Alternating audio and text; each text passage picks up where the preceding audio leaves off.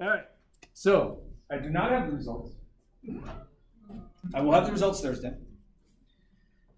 There are a couple questions that were ambiguous in answers. One of them, which I asked about growth hormone and where or how, who, what cells. I was looking for the main cells that they basically work on, which would be bone, muscle, things like that. But in reality, growth hormone works on every cell, every living cell. So you could have really answered any one of those as the answer, right? So 3 questions at the end of each test get added to that test, yeah? Because I know that there's unfair questions that are, all right? You get the results on Thursday. I'm still working through the exam because I remember I screwed up with the form, so I had to go back. All right. So let's talk about blood today. Blood. And what do we know about blood? Tissue. Connective tissue. Okay. So somebody said connective tissue. Well, what about blood is connective tissue?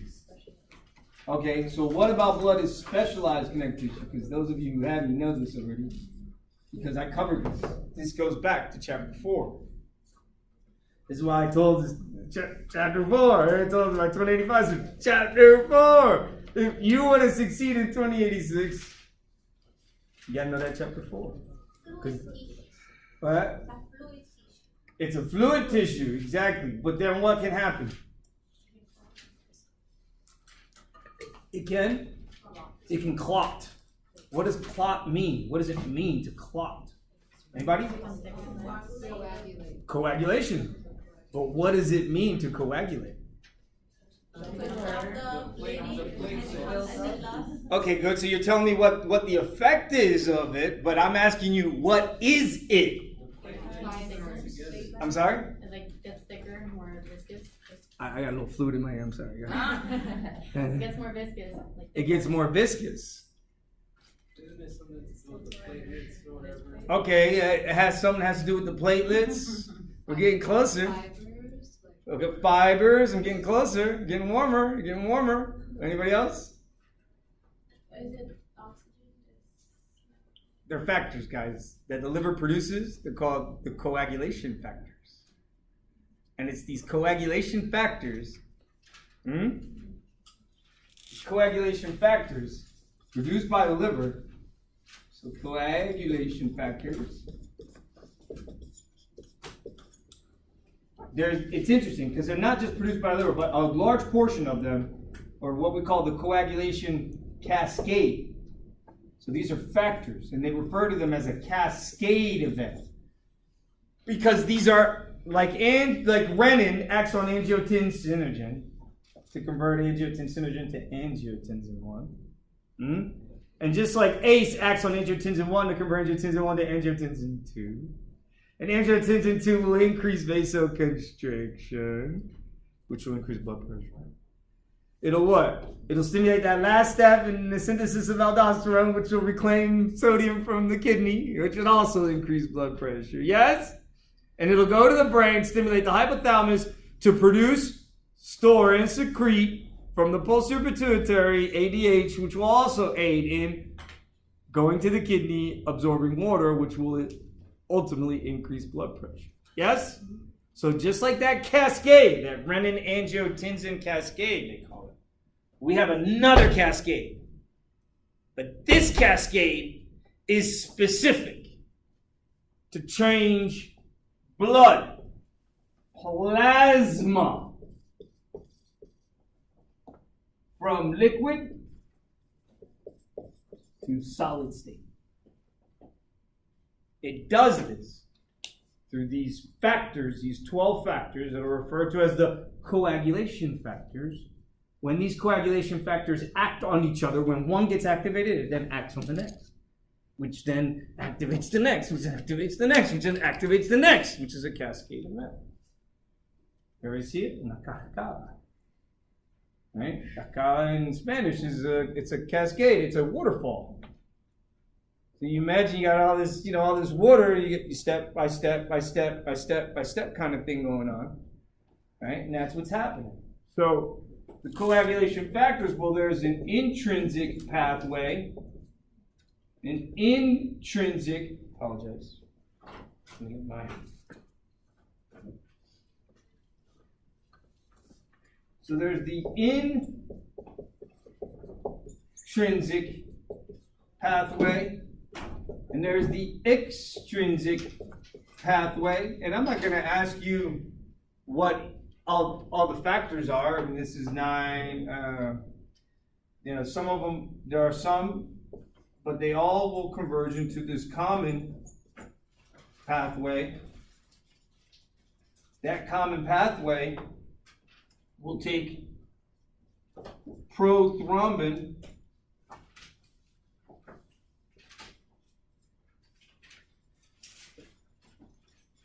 and convert it to thrombin.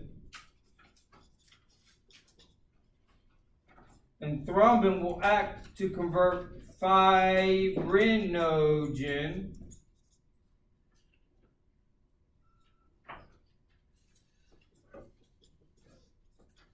to fibrin. Fibrin will polymerize to create the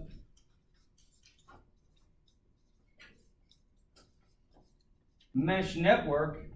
That mesh network will now activate platelets to stick to it. Everybody see that? So blood, when I say blood, you say plasma and red blood cells. You got me? And white blood cells and platelets. You got me, guys? Yeah, we're going back to that. Remember that? Remember that story about the HSC? Chapter 4 again. Chapter 4 again. Because remember I said that the textbook was wrong and that it said that you needed muscle to lay out tissue. And I said what? Well, that's not necessarily true. Because when I make neural tissue, I ain't got no muscle in that. You agree? But you better have a good blood supply. So I always look at it in terms of fetal development. And fetal development tells me you better have a good cardiovascular blood supply even from the beginning. You understand, guys? So even when we start developing and we're mom and dad got together, did the wild thing, we always go back to that. Gotta go back to that. Because we gotta get that image into your head, right? So that you can just get over it. Right? Just get over it. Because that's how we all got here. And if it bothers you, then talk, deal with it, right? I gotta tell my daughter. So the sperm, right, meets the egg, fertilizes the egg, yeah? And when it goes from 1 cell, it goes to 2, from 2 to 4, 4 to 8, 8 to 16, 16 to 32, 32 to 64, 64 to 128, 128 to 56. Anybody notice a pattern there? It's the same rate of expansion of memory in computers. Some strange occurrence association in, huh? It's 2n number. It's 2 to the n number. 2 to the n. That's the rate at which we multiply. So when we finally get to this solid ball of cells, when the solid ball of cells says, yeah, man, I got something better in me, deep in me. That's gonna be my inner cell mass. And then the outer ball of cells is gonna be basically like a hollow ball. And then that inner cell mass is gonna become something even more special internally. It'll create a two cell layer disc, then a 3 cell layer disc. Once it creates a 3 cell layer disc, creates a notochord right down the middle strip, calls upon the ectoderm to fold to create the neural tube. And sure enough, once you fold and create that notochord and that neural tube, you're looking like a planar worm. Like one of these flukes that live in the water, right? And you jump in and it jumps on you and it starts sucking like leeches. That's what we look like in embryological development. But within this hollow ball of cells. Sure enough, what do we have? A basic cardiovascular blood supply, because if I don't have oxygen, I don't have glucose, then these cells can't divide at 2n the rate. Everybody understand that? So, I disagree with the textbook. And that's why I veer off. And when everybody else is not learning it, I'm teaching my students about these special cells called the hematopoietic stem cells that originate in the yolk sac. Hematopoietic stem cell. This is a pluripotent stem cell that has the ability to produce any and all cells that are found in the blood and bone marrow. They also give rise to cells of the spleen and the liver. They also give rise to the resident cells that exist within almost every tissue responsible for phagocytosis. And they're responsible for the white blood cells that will populate lymph nodes, that will populate the GI through what we call diffuse lymphatic tissue, right? Or gut-associated lymphatic tissue, or mucosal-associated lymphatic tissue, they refer to it as. We'll learn about this later once we're done with the blood system. But all of these cells, guys, all the cells that help fight infection, the ones that are non-specific and the ones that are specific, all of these cells that I'm referring to, that I'm going to list for you now, come from this HSC. So the story is, so wait, at one moment we look like these planar worms. And then at some point, well, we develop a yolk sac, so we look like chickens. So we want to look a little further on, we can jump to chickens and then compare chicken embryo to human embryo. And we all got yolk sac.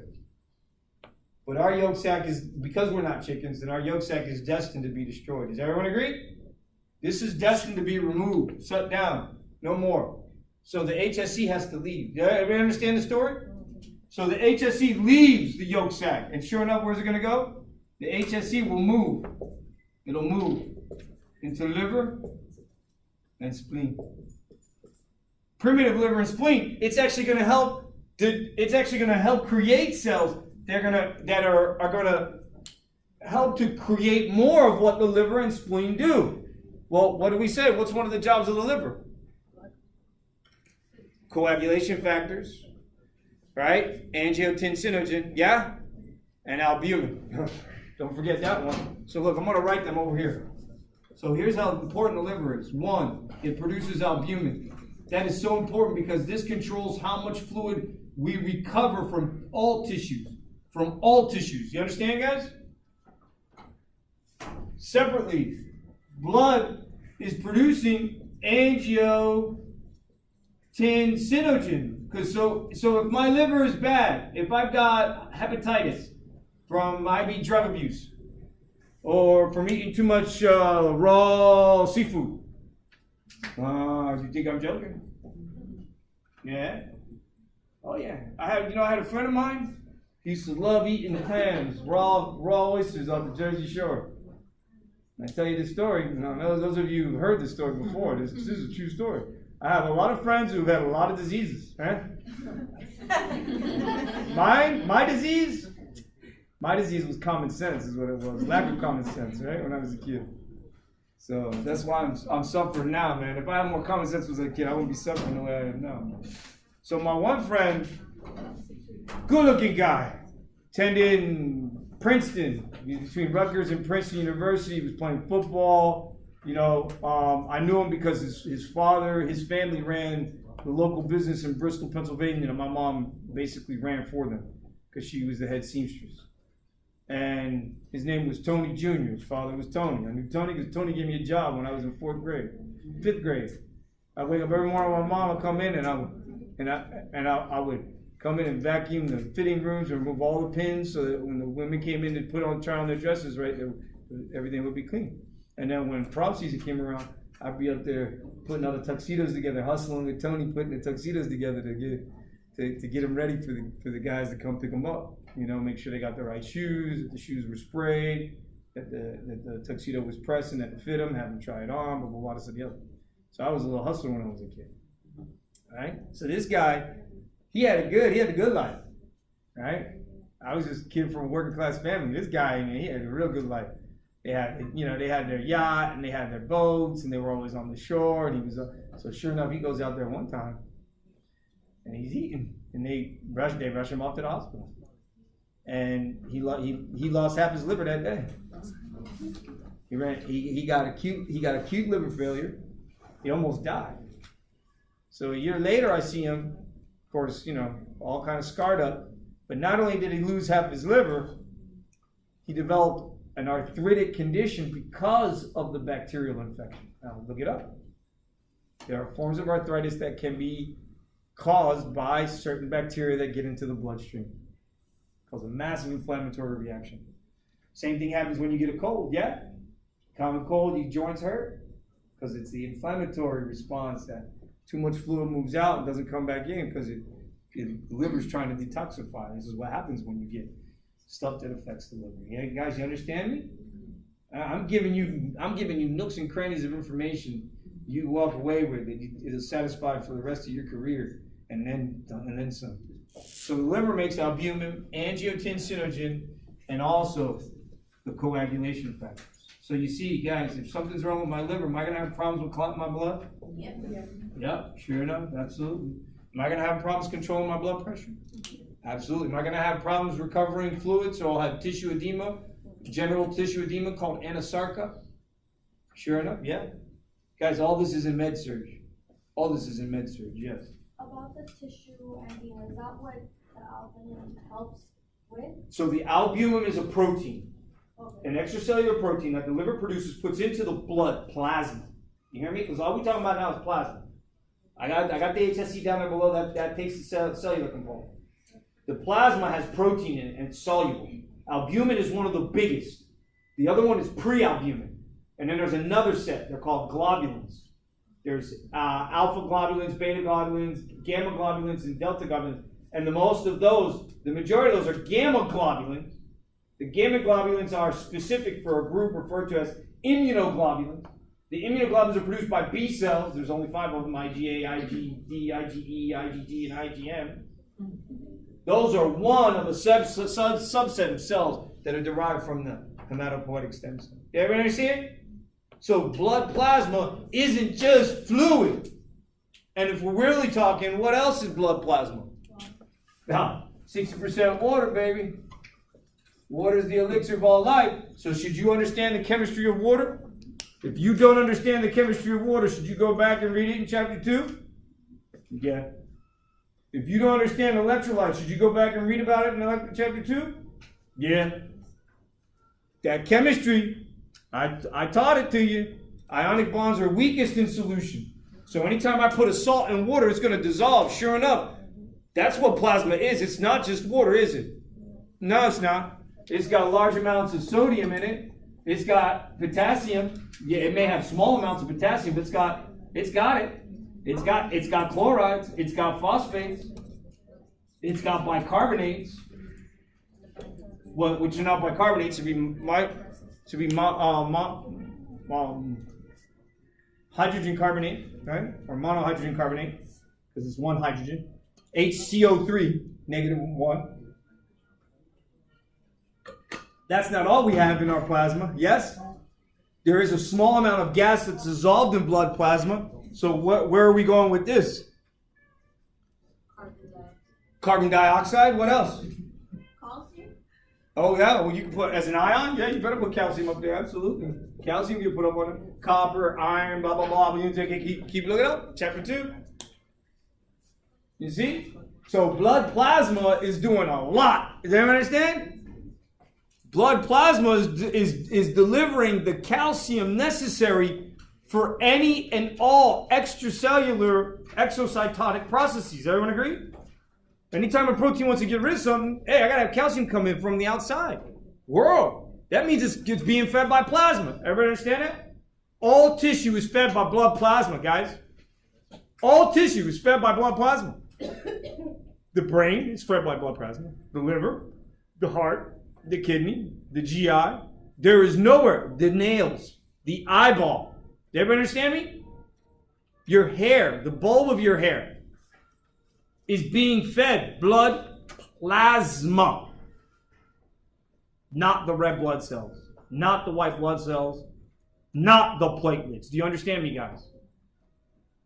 Platelets are meant to stay inside for whatever reason, stick to whatever hole or defect there is in the blood vessel, and prevent red blood cells from leaving. Not plasma! So when you were a kid and you know, like me, rambunctious, boy, crazy and rambunctious, sliding on the concrete, not thinking nothing of it, right? Or doing the crazy Pete Rose slide, right? From like 2/3 back from third base, right? You're running really, really hard, right? Like a superhero. You know, you guys get a big old strawberry. And then what happens? Then it starts to what? It's ugly. It stipples. You really look at it, it stipples. Anybody know what stippling is? Stippling? So stippling is it's the way that we describe the skin is it goes up and down, up and down, up and down, because it's trying to contract to create a scab. That fluid that's leaking out is blood plasma. Everybody hear me? It's blood plasma. If it's white and icky, that's white blood cells trying to fight the infection. It should be clear oozing fluid. If it's white oozing fluid, then there's some form of an infection and there's white blood cells being called to the area. Sure enough, you're going to call white blood cells to the area no matter what. You understand me? Check it out. So again, this rambunctious kid. Here I am. I tell you guys, I had stories. You got to picture me, right? Little rambunctious kid, lots of hair, little big old puppy fro, right? Little light skinned brother, right? With a big old puppy fro, running around all the time, not knowing what to do, right? Not having any real direction, right? Doing whatever I want. So I'm in my mom's room. Of course, I tell you, my mom's a seamstress, right? So. And pins are everywhere and anywhere. You gotta be careful. Of course, what am I doing? I'm hopping on the bed. It's a brand new bed. Man, this is an awesome bed. Oh, jump off the bed. What happens? Step on a fine little needle. Goes all the way to my foot. Pull it out. What happens? I start bleeding. Then I stop. You understand? I stop because, luckily, I've got these pathways. Do you understand, guys? Someone who's a hemophiliac, right, can't clot their blood. So they'll bleed out. Understand that? There's disease, hemophilia. There's different forms of hemophilia. Why? Because there's different clotting factors. You understand? Guys, is it that hard? It's not that hard. Not if you have a professor who dedicates himself to learning the material and bringing it to you like this. So you got your intrinsic, extrinsic pathways. They come into a common pathway which will convert prothrombin to thrombin. And prothrombin will convert fibrinogen to fibrin. Sure enough, what do you think, guys? Is calcium involved? Yes, because calcium is involved with coagulation. Look it up, chapter 2. It's on the list of all the ions, and I told you guys that you should know because those are the ones that are going to play a huge role. And calcium is the biggest and the most important. That's why we've got calcium in our bones. And that's why we have an independent endocrine organ system that's derived with maintaining the calcium concentrations in our blood regularly. Does that make sense? It does, doesn't it? And we're not just we're using kidney to preserve calcium, and we're using GI to preserve calcium. There was a question on the test. What was that one thing that indirectly PTH does? To get uptake of. There were three from the diet, because there were three that were direct. The conversion of inactive vitamin D to a form of vitamin D. Well, one, inactive vitamin D is in skin. You make an inactive form of vitamin D when you get exposed to sunlight. A small amount of ultraviolet light will produce an inactive form of vitamin D. That vitamin D will float to the kidney. Kidney, in the presence of PTH, will convert vitamin D inactive to an active form. That vitamin D will then go and stimulate calcium absorption, right, from the large intestine. That's how we dry out our fecal material. Because large intestine is all about it. All it is a desiccator. Did everybody hear me? Anybody who knows chemistry knows what's a desiccator. What's a desiccator? Anything can be a desiccator. When you got salt and there's too much humidity, like Miami, what do? Put a couple rice in it, right? Because the rice is dried out. It's desiccated. So it itself can draw humidity away from the environment. And after a while, you have to throw the rice away, put new rice in there, because the rice will, well, sure enough, the salt can do the same thing, can't it? You know, the little salts, the little silicone salts that you always put in the shoe and in the hat, the humidity when they put them in boxes. Yeah? You guys know what I'm saying? It says don't swallow. So. Don't swallow. Little package says don't swallow. Right? Little crossbones on it with the skull. Don't swallow. Right? That's a desiccant. Right? So, are there any questions so far, guys? All right. So let's go back now. So, yeah. If it's not that side with the firemen doing their thing, it's this side with the students doing their thing, right? So. That's what it is? I thought it was already on like. Yeah, no, it's this dude. He's inspired to blow underneath us, right? I feel privileged. All right, so it's a good day, thank God, right? All right. So blood is a plasma. It's not just plasma. Blood is plasma and these HSCs. However, we're not done. The HSCs, they go to the liver and spleen. But what did we say? A, long term, does the liver have other things to do than be responsible for making all the cells or the cellular components of blood? What do you think, guys? The liver's got other things to do, yeah? So at some point, like any decent family member, right, who invites another family member to stay over, right? And they outlast their welcome, you gotta kick them out, right? Everybody agree? And the spleen's got its own job to do. Like, spleen's like, hey, I gotta break down red blood cells. That's my main job. I can't keep making red blood cells. That's not my job. You understand? So the next step is HSC, there's a delay. So they're waiting. They're in the liver and spleen. They're waiting. There's a delay. They're waiting for what? For endochondral bone formation. For what? To reside in bone marrow, in the medulla of the bone marrow. So, the medullary cavity. That's what we're waiting for. We're waiting for a cavity. If the cavity doesn't form, then what happens to my HSCs? Then they don't move into bone. You guys see that as a problem? Yeah, because as the fetus then continues to develop, bones don't develop. What happens if the bones don't develop properly? Then the child can have a severe form of anemia, right? It's what we call a pancytopenia, where all the red blood cells, white blood cells, and platelets are not being produced properly. Did everybody hear me? I'm gonna list it for you. So guys, so the HSC, what are they going? They're waiting for the medullary cavity. Well, remember, that's like the formation of the medullary cavity and endochondral bone formation. Well, first you gotta go to bone. You got to create the bone collar first. You got to overtake the cartilaginous model with bone-producing cells, osteoblasts, that will line up along the sides and what we refer to as the perichondrium and convert it to periosteum. Yes? Mm-hmm. And then they migrate inward around the diathesis of bone. So it looks like bone, but it's actually made out of cartilage. Yeah? And then you create the bone collar. And you start a primary center of ossification, and then a secondary center of ossification is here. And this primary center grows quicker. Bone collar grows out longer. This grows quicker than these here. So then what winds happening is you get hyaline cartilage trapped between here and here, perfect, because that's what it was made of. And you get hyaline cartilage on the edges, perfect, because that's what it was made of.